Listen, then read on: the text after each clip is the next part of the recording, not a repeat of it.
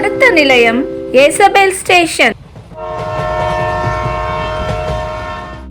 ஏசப்பா, இந்த சியோனுக்கு பயணமாக செல்ல நாங்கள் ஏறிய போது உலக கவலை, சுயநலம், மேட்டின்மை, மாம்சத்தின் இச்சையின் காரணமாக இந்த பயணத்தில் முன்னேறி செல்ல முடியாமல் அநேக பயணிகள் இறங்கிவிட்டார்கள்.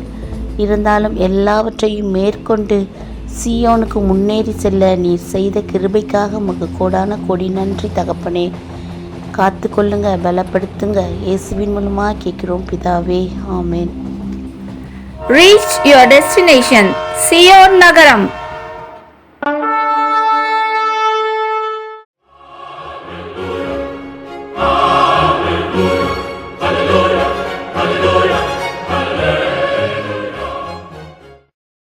மகளே, வா. ஜீவனுக்கு போகிற வாசல் இடுக்கமும் வழி நெருக்கமுமாயிருக்கிறது. அதை கண்டுபிடிக்கிறவர்கள் சிலர். இந்த ஜீவ பயணத்தில் அநேகர் உலக கவலையினால் நெருக்கப்பட்டும் வீண் மாயையில் சிக்கொண்டும் ஆவிக்குரிய வாழ்க்கையில் முன்னேற முடியாமல் யாருக்கும் பிரயோஜனமற்ற ஒரு வாழ்க்கையை வாழ்ந்து கொண்டிருக்கிறார்கள். ஆவியின் கனியற்றவர்களாய் போய்விட்டார்கள். வாழ்க்கை பயணத்தில் உன்னோடு பிரயாணம் செய்தவர்கள் அநேகர். ஆனால் அவர்களால் எந்த பிரச்சனைகளையும் சவால்களையும் மேற்கொள்ள முடியாமல் பாதி வழியிலேயே நின்று விட்டார்கள்.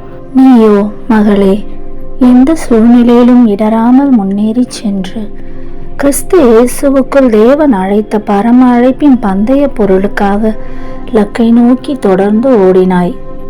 அழைக்கப்பட்டவர்கள் அநேகர், தெரிந்து கொள்ளப்பட்டவர்களோ சிலர். இதோ உனக்கான ஜீவ கிரீடத்தை பெற்றுக்கொள் மகளே.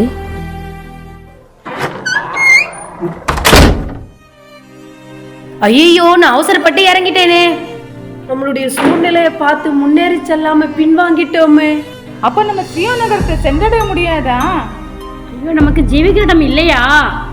முன்னேறி செல்லாம இருந்தா இதான் நம்ம முடிவா?